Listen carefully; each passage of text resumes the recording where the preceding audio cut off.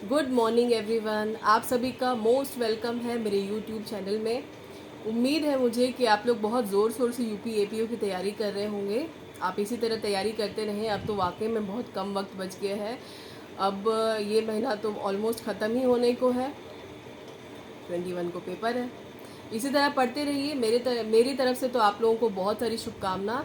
बहुत मन लगा के पढ़िए। अब चलते हैं आज के वीडियो के बनाने के पीछे की वजह क्या है उस बात पे। आज का जो वीडियो है वो एक छोटी सी युक्ति और उसके साथ जुड़े हुए एक सेक्शन से रिलेटेड है। उस युक्ति का नाम है कि साक्ष्य को हमेशा जो है तौला जाना चाहिए, कभी गिना नहीं जाना चाहिए। ध्यान दीजिएगा, साक्ष्य को हमेशा तौला जाना चाहिए, न कि गिना जाना चाहिए।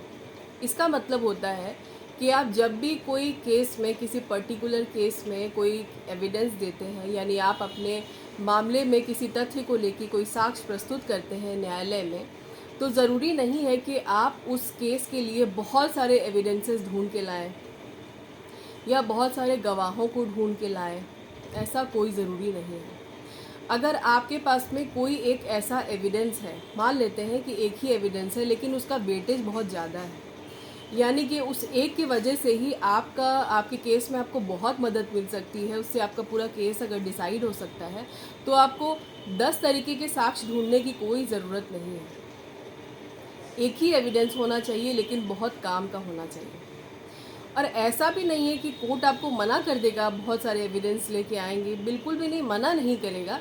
लेकिन ये आपकी सहूलियत के लिए है कि अगर आपके एक ही एविडेंस का वेटेज बहुत ज़्यादा है, वो बहुत तगड़ा है और आपके केस में मदद कर रहा है, तो वो एक ही काफ़ी है। गिनिए मत कि कितना एविडेंस चाहिए, तौलिए कि उसमें वज़न कितना है। एक ही है लेकिन वज़नदार है। यही मतलब था इस युक्ति का।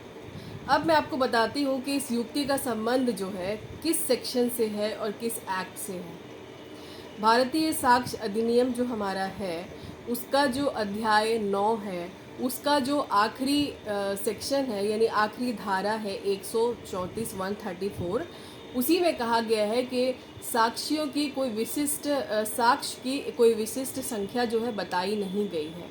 अगर आपको किसी मामले में अपने तथ्यों के लिए कोई साक्ष्य प्रस्तुत करना है तो कोई पर्टिकुलर संख्या नहीं बताई गई है। आप चाहें तो एक भी दे सकते हैं, अगर आप चाहें तो बहुत सारा भी दे सकते हैं। तो इसी के साथ जुड़ी थी ये युक्ति। इस सेक्शन को आप अच्छे से पढ़िएगा। और है तो ये बहुत छोटा सेक्शन, लेकिन है इसमें बहुत गहरी बात। आप चाहें तो प्रीवियस ईयर क्वेश्चन को उठा के देख सकते हैं, आपको ये युक्ति भी मिल जाएगी, या फिर आपको ये सेक्शन भी मिल जाएगा कि सेक्शन में क्या कहा गया है। सेक्शन बहुत ज़्यादा बड़ा नहीं है, बहुत छोटा सा सेक्शन है, लेकिन रिपीटेड है, बहुत बार आ चुका है। और चूँकि इसमें बहुत ज़्यादा बात नहीं है, तो इसके अंदर में क्या है वो पूछ लेता है कि 134 क्या कहता है, या लिख देता है कि ये कहाँ डिफ़ाइन है, आप उसका सेक्शन बताइए। लेकिन इस युक्ति को इसके साथ जोड़ा गया है, और ये हो सकता है सब बुक में अवेलेबल नहीं हो, लेकिन मुझे दिखाई दी, मैं देख रही थी, तो मुझे लगा कि आप लोग को बताना चाहिए। तो युक्ति को ध्यान रखिएगा, इस बात को ध्यान रखिएगा कि साक्ष्य को हमेशा तौला जाना चाहिए, न कि गिना जाना चाहिए। और सेक्शन 134 कहता है कि किसी भी मामले को लेकर के किसी तथ्य के साक्ष्य को अगर हम प्रस्तुत करते हैं तो उसके लिए साक्ष्यों की कोई विशिष्ट संख्या बताई नहीं गई है। आप कितना भी दे सकते हैं, 1 दीजिए, 2 दीजिए, या आपको मन करता है, जैसा आपको ठीक लगता है। लेकिन अगर एक ही एविडेंस आपका इतना अच्छा है कि आपका उससे केस डिसाइड हो सकता है, तो बहुत सारे ढूंढने की क्या ज़रूरत है। गिनिए मत, उसको तौलिए। मुझे उम्मीद है कि आज का ये वीडियो आपको बहुत अच्छा लगा होगा, आपको समझ में भी आया होगा। वाकई में ऐसा है तो आप मुझे कमेंट में ज़रूर बताइएगा। और ये भी आप लोग बताइएगा कि क्या आप लोग को ये युक्ति पहले से पता थी, क्या आप लोगों ने ये पहले पढ़ लिया था, या मेरे बताने के बाद आपको पता चला। आप ये मुझे ज़रूर बताइएगा। और अगर पसंद वाकई में आया है तो लाइक करना बिल्कुल भी मत भूलिएगा। अगर सब्सक्राइबर नहीं बने हैं तो बन जाइए, बेल आइकन प्रेस कर दीजिए, अपने फ्रेंड्स में शेयर करिए।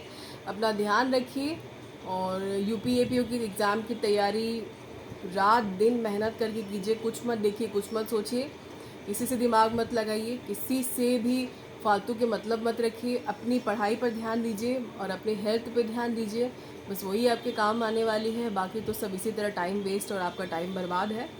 और मैंने आपको पहले वीडियो में भी बताया था कि आप सिर्फ अपनी पढ़ाई पर ध्यान दीजिए और रिज़र्व रहिए, सिर्फ अपने में रहिए, क्योंकि आपका समय आपके लिए कीमती है। उसकी किसी को ज़रूरी नहीं है कि आपके समय की वैल्यू किसी और को होगी। आपके टाइम की वैल्यू आपको होनी चाहिए। हिम्मत मत हारिए, मन लगा के पढ़ते रहिए और मिलते हैं नेक्स्ट वीडियो में। तब तक के लिए bye bye and take care.